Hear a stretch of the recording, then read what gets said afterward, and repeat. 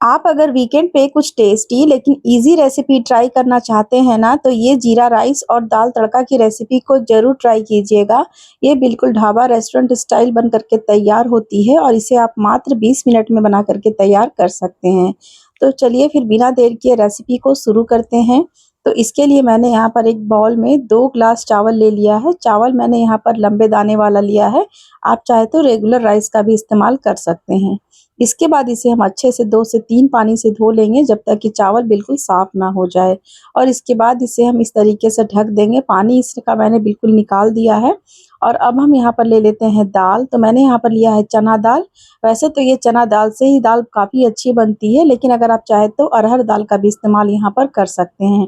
इसे भी मैंने अच्छे से 2 से 3 पानी से धो करके इस तरीके से कुकर में ट्रांसफ़र कर लिया है और इसके बाद मैंने यहाँ पर 1 कटोरी दाल लिया है, तो उसके हिसाब से मैंने यहाँ पर 2 कटोरी पानी का इस्तेमाल किया है। इसके बाद इसमें डालेंगे नमक स्वाद के अनुसार और आधा चम्मच मैंने यहाँ पर हल्दी डाला है और इसके बाद कुकर का लिड लगा करके हम यहाँ पर कुक टॉप पे इसे चढ़ा देंगे और यहाँ पर 7 से 8 विसल लगा लेंगे मीडियम फ्लेम पे।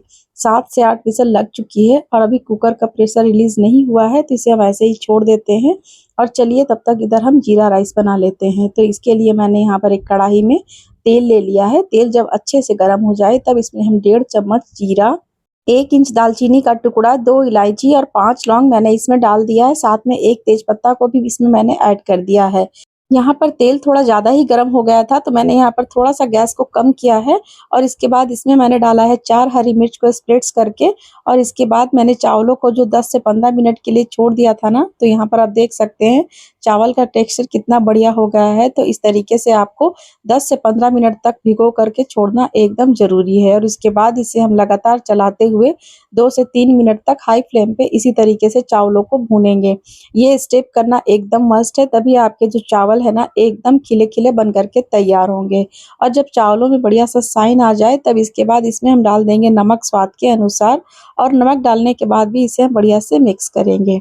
आप कोई भी फ्राई राइस या फिर जीरा राइस इस तरीके के बना रहे हो ना, तो ये स्टेप आप एकदम ज़रूर कीजिएगा, तभी आपकी चावल जो है ना एकदम परफेक्ट बन कर के तैयार होगी।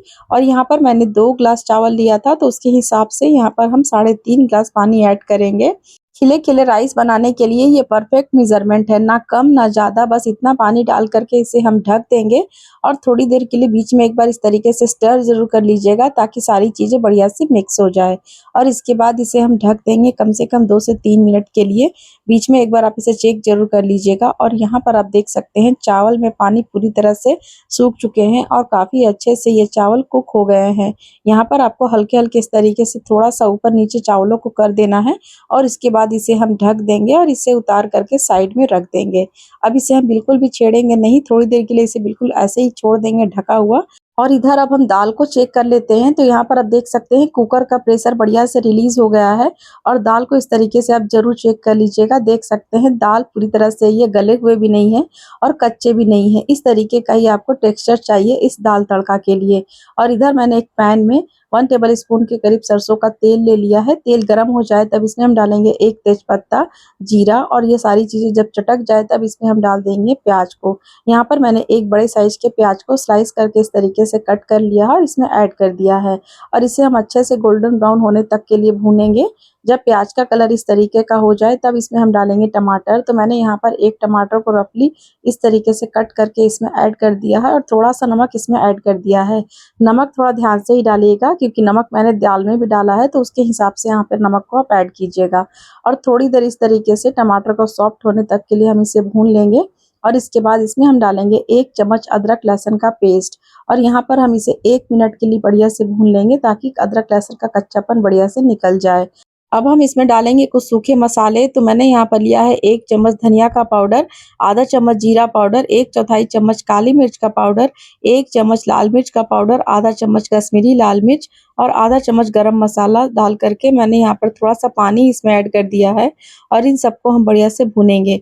मसालों को हमें तब तक भूनना है जब तक कि मसालों का कलर चेंज ना हो जाए और ऑयल सेपरेट ना हो जाए। तो यहाँ पर आप देख सकते हैं मसाले बढ़िया से भुन चुके हैं। अब हम इसमें ऐड कर देंगे दाल। तो मैंने दाल के साथ थोड़ा-सा पानी भी इसमें ऐड कर दिया है ताकि सारी चीज़ें बढ़िया से मिक्स हो जाए। यहाँ पर मैंने आधा कप के करीबी पानी इसमें ऐड किया है।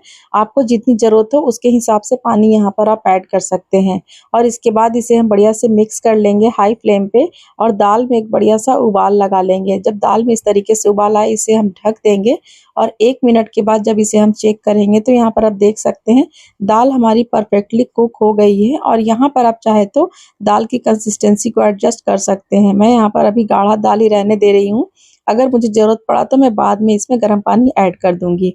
तो देख सकते हैं यहाँ पर दाल बढ़िया से पक गई है। अभी लास्ट में हम यहाँ पर डाल देंगे हरा धनिया और इन सबको थोड़ा-सा मिक्स कर लेंगे। तो चलिए दाल तड़का तो हमारी बन गई है। इसे रखते हैं हम साइड में और हम यहाँ पर जीरा राइस को भी थोड़ा चेक कर लेते हैं। तो देख सकते हैं राइस को मैंने 5 मिनट के लिए इस तरीके से छोड़ा तो ये देखिए कितने अच्छे से खिले-खिले यहाँ पर आपको दिख रहे होंगे ना।